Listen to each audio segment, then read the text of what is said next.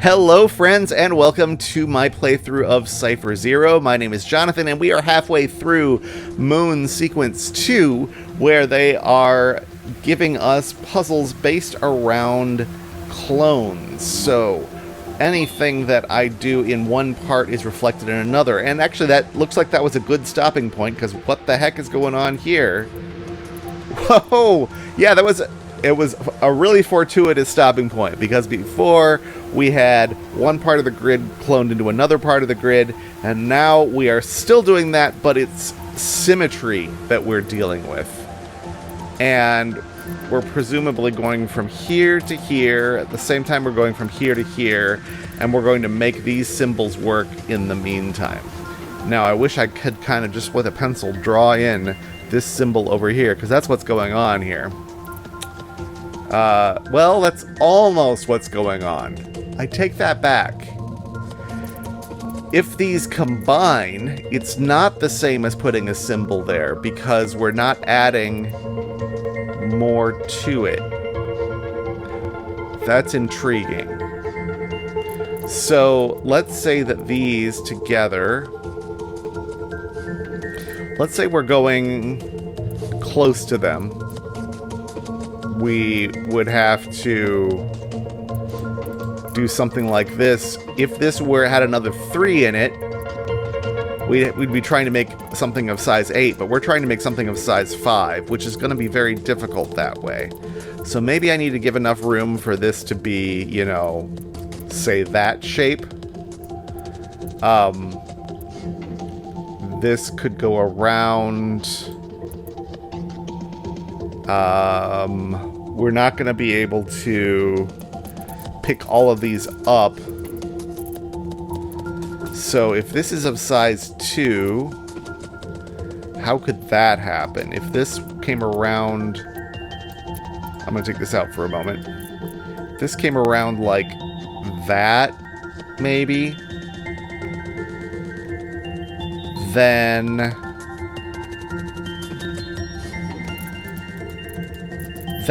this is of size 3. This could be of size 2 because I can do this safely. This could be 2 by itself, leaving these 3. And that is a solution.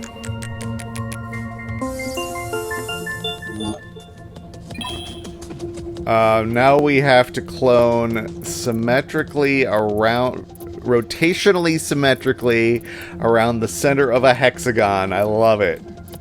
Okay, so this needs 5 around it. This has to be 1 of it, so one of these is unshaded. These 3 are all shaded.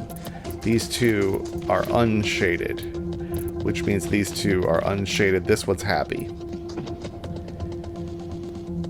This could go right around here and finish that up. I think that feels good. We have done all of these except for this one, and we're allowed to shade those 3, except it breaks this one if I do that. Okay, so let me back up to my last supposition. I know for sure, I know this for sure. So, let's say that is not the case. Let's say this is going to connect over here. Then it's going to have to do so by coming around this side. That's the 4 that this one gets. This keeps going. We've gotten the 3 that needs. Yeah, now they're all happy.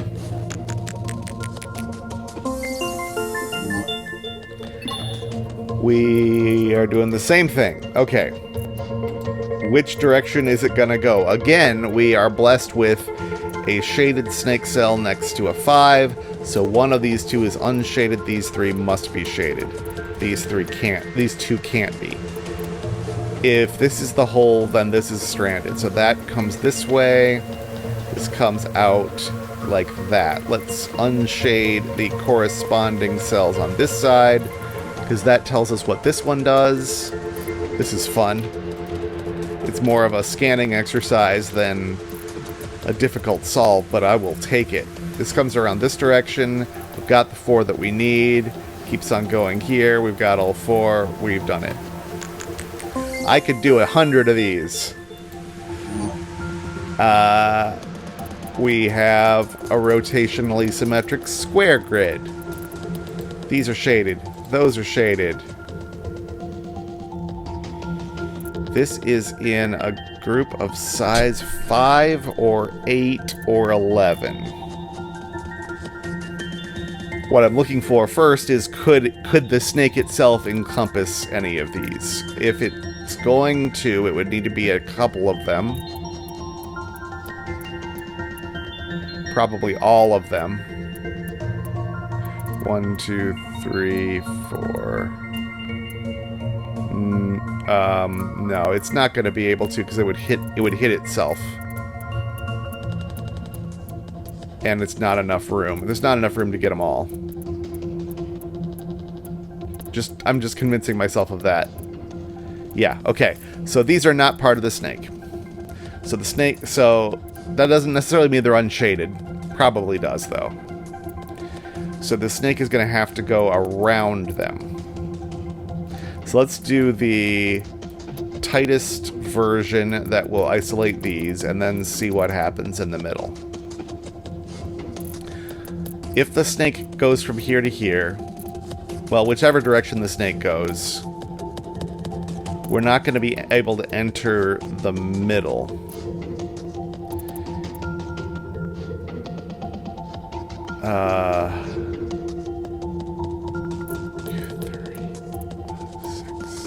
Yeah, I was doubting myself for a second again, but yeah, we can't pick up these in this snake.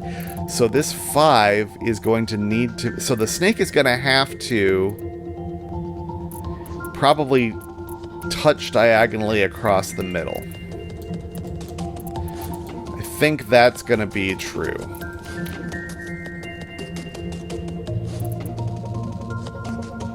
And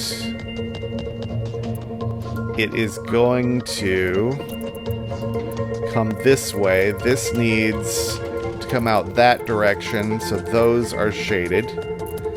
Then the snake needs to come up here, and I think that has done it. Yes. Could logic my way through that. We've got 3 more. We're again rotational. This time we've got adjacency dots. This adjacency dot is fulfilled, so neither of those is shaded, which means I wish it would just do that for me and unshade the corresponding ones. But this does mean that the snake goes this way, so this is not shaded. It means that these two must be shaded from this one. Snake can't go down. It's got to keep on going over, so that's not shaded. These are all forced. If both of these are shaded, that breaks the snake. So both of these are shaded. And one of these two. This clue is fulfilled, so those two are not shaded. That forces the snake over and down. That's not shaded. The snake keeps going. It can't go this direction. This clue is fulfilled. We come over here and we have finished a puzzle. And mostly logically too. So, the moon is nicer on this side. And having the snakes actually helps a ton. Same symmetry. This certainly can't be shaded because then it would be a dead end. So those two are unshaded. This can't be shaded because then it would have to be another dead end. So that's unshaded. That's unshaded because of the snake. This keeps on going this way. And we have those two unshaded, which gives us a 3-cell region here. The snake has to keep going around this way. Can't go into this cell. So we can close that one off. Well, no. Oh, wait. Oh, I shouldn't be hasty. It could connect with another region. I hope I haven't made an error there, but I'm going to go under the working theory that I am still safe. So this is a game about going with your gut, not always solving everything meticulously. So I think we're going to have another diagonal adjacency to cut these off. That could be a mistake, but I think I'm gonna go under the guess that we are all snake, because this 1, 2, 3, 4, 5, 6 is enough. 1, 2, 3, 4, 5, 6, yes, and my guess is confirmed. And we get to finish it up with, we are back to mirror symmetry, horizontal, and we have 2 snakes. We have a 5-pointer, which certainly isn't shaded, so this is going to be one of the points. And then the other points are going to be symmetric around the middle. So something like that would be a valid solution. This also has to be a 5-pointer, and in order to be a 5-pointer, we would need to either be completely isolated in these 3 cells. That is theoretically possible, but I think what's going to happen is that one of the points is going to be in the middle. And for one of the points to be in the middle, we would do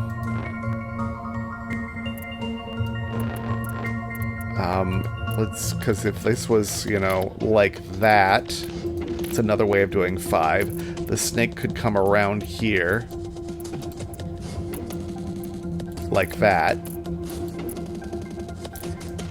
and then down here, and keep on, and you got to keep them separated, and down here, and these. That makes this a 5-pointed star. And that will do it. And we have crushed Moon Sequence 2. And I'm assuming there's going to be, given the background, there's going to be a few more of those. Moon's looking awfully weird back there. Or is that supposed to be the Earth? Since we're on the moon. This is our tractor that we saw back in the farm, it looks like. And maybe a pipe from the power plant? Are we seeing the Earth again? Are we terraforming the moon? Is that the story here? I don't know. We'll find out as we return for the 3rd sequence of the moon next time. Thank you so much for watching. Please leave a comment, and if you've got ideas for other games in this genre that you'd like to see me take on in the future, leave those comments as well. And I will see you shortly.